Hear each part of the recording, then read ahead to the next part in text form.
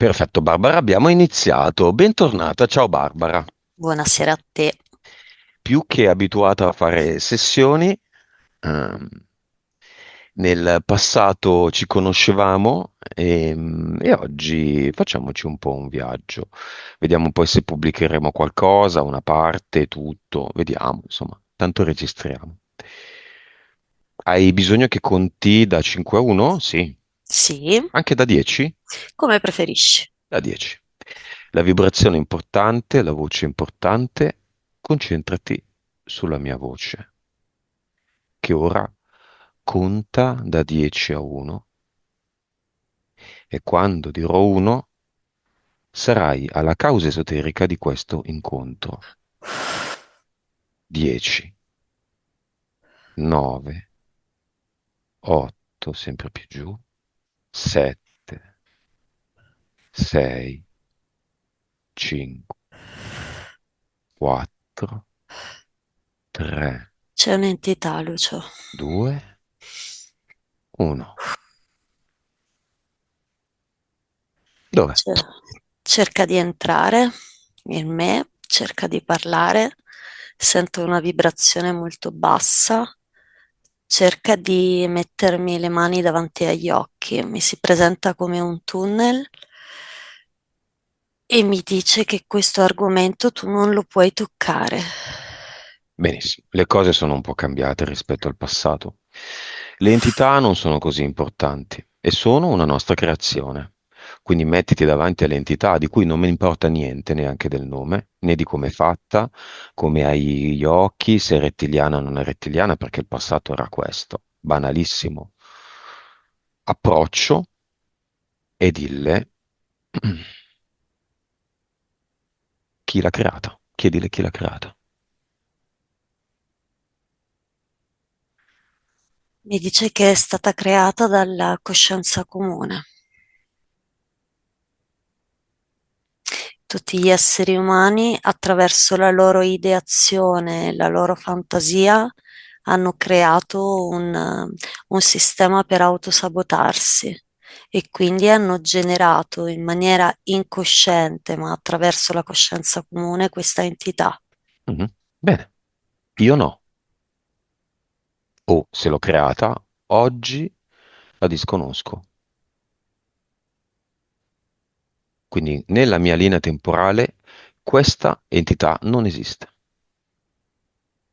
Come la vedi? Non la vedo più. Lo stesso vale anche per te, Barbara. Mhm. Benissimo. Chiama di fronte a te la tua anima e il tuo spirito. Chiama la mia anima e il mio spirito. Sì, li vedo. Sono entrambi vicini, spalla a spalla. Li vedo molto luminosi. Di fronte a te e di fronte a me, come anima e spirito, scorrono tutte le vite che abbiamo avuto in comune, come un anello orizzontale di fronte a noi. Sì, le vedo, sono 7. Ok, la più interessante? Oltre quella attuale, un'altra vita come fratelli gemelli, entrambi maschi. Ok, anche queste vite non sono importanti. Le vite passate sono vite parallele. Sono secondo me editabili, modificabili, modificanti, si modificano continuamente, tanto quanto la nostra realtà.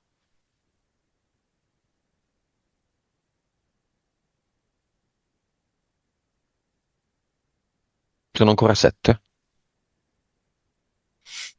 Si stanno unendo, è come se fossero diventate un tutt'uno, un unico anello pieno di luce che corrisponde all'attuale vita. Va bene. Barbara, io in tanti anni da solo ho scoperto alcune cose, ho fatto altre creazioni. Tu qualcosa l'hai visto, mi hai detto, dai video. Mhm. Parliamo di entità mentali. I voladores di Castaneda, qualcuno impropriamente le definisce egregore, in realtà le egregore sono entità mentali collettive. Le entità mentali sono le vere responsabili delle entità eteriche e sono quelle, senza togliere le quali, il quadro delle entità eteriche si riforma. Il terreno resta completamente fertile e le entità eteriche funghi ricrescono e ricrescono e ricrescono all'infinito.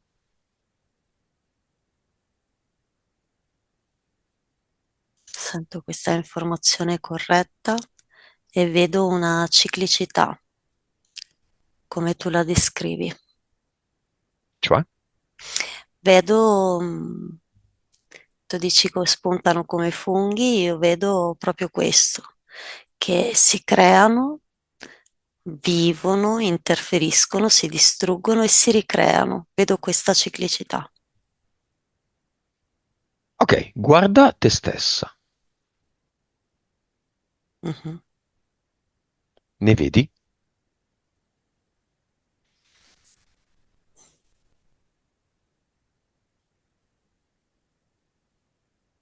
Sarei tentata di dire no, ma sento un qualcosina.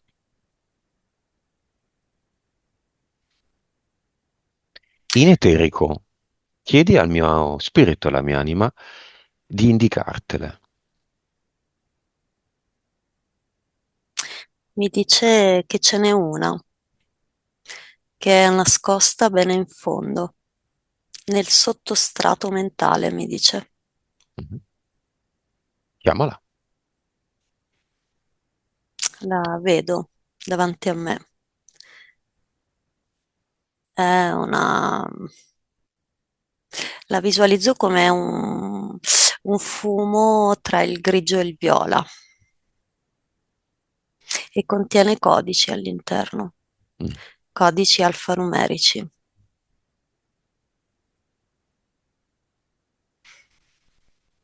Come si chiama questa entità mentale?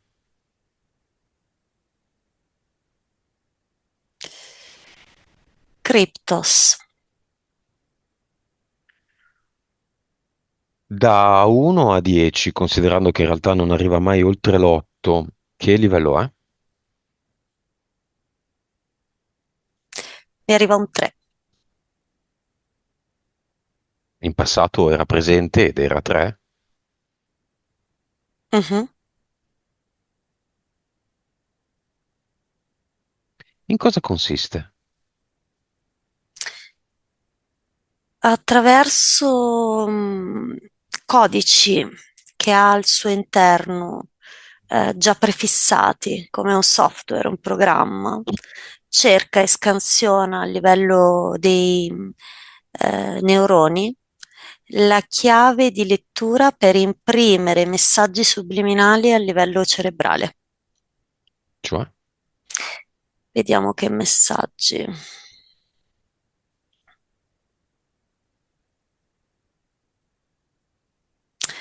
Messaggi boicottanti mi arriva, come se cercasse di instillare una sorta di mm, discorso controproducente nella mia mente, un qualcosa che mette in discussione tutto ciò che decido di fare, pensare, operare, attuare. faccio un esempio. Decido di fare, non lo so, di studiare, di dare un esame e cerca in qualche maniera di trovare messaggi subliminali che mi portano lontano dal mio intento. Non puoi farlo oggi, non puoi studiare domani, oggi c'è questo, domani c'è quello. Quindi mettono una sorta di conflitto all'interno della mia volontà. Chi l'ha creata questa entità mentale? E mio padre, Che non c'è più. c'è, Ah, c'è. Mhm. Ma alla fin fine chi l'ha creata davvero? io. L'ho creata io sulla base del rapporto interpersonale che avevo con lui e le ho permesso io di agire e non Cioè, me ne ero resa conto. quindi tu sei davanti al tuo spirito e la tua anima, ancora una volta, i creatori. Nel duale devono essere due.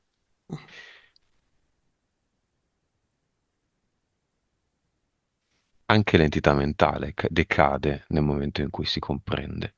Giusto, non c'è più. L'hai tolta? Mhm. Ok, giochiamo. Ha avuto molto successo durante il periodo della pandeminchia. Si possono fare i nomi perché siamo sempre sotto controllo. YouTube ha boicottato, tutta una serie di cose. Alcune creazioni. Una è l'Ad Eternum. L'hai mai visto nelle sessioni? No, Ok. Un bel giorno io mi sono chiesto perché non creo, non elaboro una creazione energetica che resterà ad eternum per sempre, in latino, la metto dove voglio io, in un posto, in un posto del mio corpo energetico, in un posto fisico nel mondo, in un intento, in un concetto, in un mentale mio o di altri, e nella mia linea temporale, questa che viene visualizzata di solito come un sole, una forma geometrica o una fiamma di vari colori, resta lì e nessuno la può toccare. Prova a crearne uno. vedo un triangolo, anzi, per la verità non è un triangolo, è un prisma, Mhm. con le punte tutte piene di luce, traforate, ecco. La vedo piena di luce all'interno, non dorata, illuminata, però è come se questa lucentezza desse struttura e ha i vertici traforati dai quali esce ancora più luminosità. La vedo in una sfera energetica, quindi irradia la sfera energetica che c'è intorno a lei e poca luce riesce a filtrare all'esterno di questa sfera. Dove la metti? Su di me, sulla mia testa, in alto, così che io possa sentirla.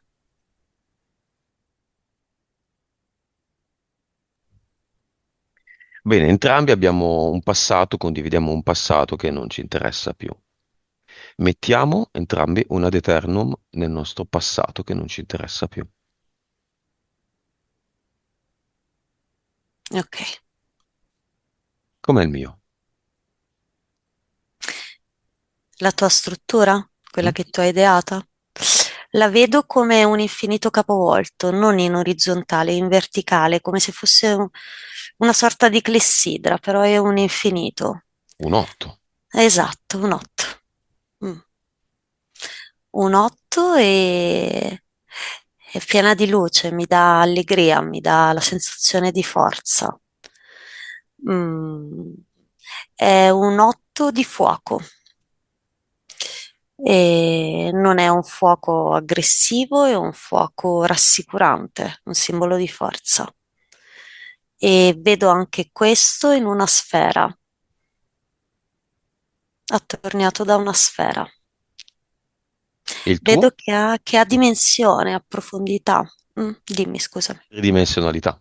Mhm. Il tuo? Il mio cosa? Il mio determine? Mhm. Su questo passato, se lo vuoi creare, mettere. Ok. Metto, sì, il simbolo che ho creato prima, metto quello, metto il mio prisma.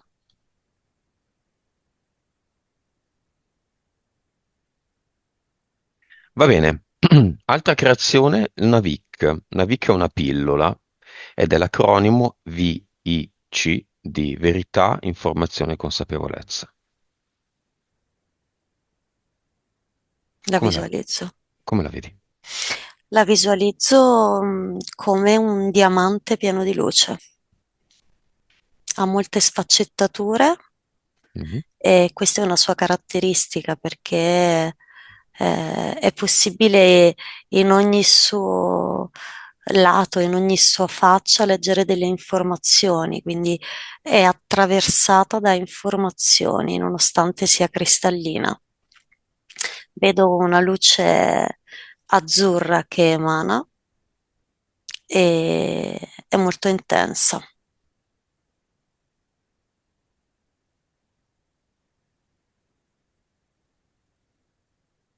Tu ne hai bisogno, Barbara? La accetto comunque, si Ok. ha sempre bisogno. Ok, chiama qualcuno senza dire chi che ne ha bisogno. Prova a dargliela, vediamo cosa succede.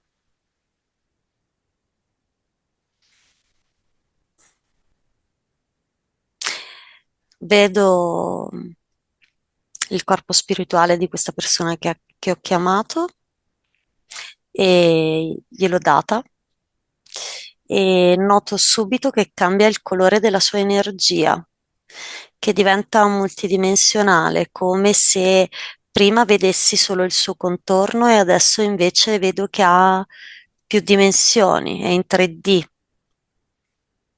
e cambia la sua frequenza, come se si aprisse il confine del suo corpo spirituale, ecco, per darti un'idea di quello che visualizzo. Chiama il concetto di vibrazione, di informazione e di consapevolezza. Mi arriva la musica, mi arriva Di tanta musica. Dimmi. rispetto a quale dei tre? Sento una musica generalizzata, soprattutto con la vibrazione Mhm. e sento che ha intensità e frequenza diverse, ma è sempre piacevole. Mi arriva proprio come musicale. E vedo tre linee sovrapposte, quella della frequenza è musica, quindi si muove. Eh, la seconda ehm, assomiglia più ad un ondeggiare. E il terzo è una linea, un segmento, ecco, come dire, che non ha né inizio né fine, però è più retta, resta sulla sua linea, ecco, nella sua condotta. La consapevolezza. Mhm. Barbara, ti chiedo di vedere la Matrix da fuori. Vai. All'inizio sembra una costruzione molto articolata, ma alla fine si riduce ad un unico codice che mi appare come breve, coinciso, ma molto elaborato. Un insieme di specchi dall'esterno che fanno apparire la costruzione molto più complessa di quello che in realtà è, come se da questo punto partissero, da questo codice, partisse una ragnatela di specchi che servono per proteggere il codice che è all'interno. Chiunque guarda gli specchi viene distratto da un'informazione piuttosto che da un'altra, che altro non è che l'acronimo di questo codice modificato. E sembra quindi dall'esterno impossibile o complicata da penetrare, ma in realtà percepisco che non sia così. C'è un ragno, se c'è una rete. E il ragno è come se non avesse forma del ragno, è questo codice che è come se fosse intessuto, scritto, incastonato con questa energia incastrante, quindi la ragnatela, la trappola. Mm. Chi ha creato la Matrix? Alla fin fine.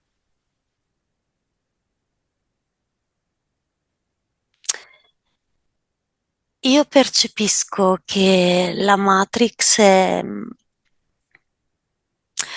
un inganno creato dalla mente dell'uomo in collaborazione con altre etnie, altre specie.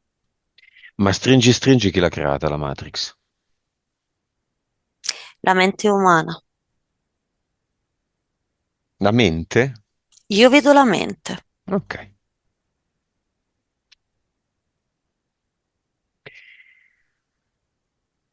va bene.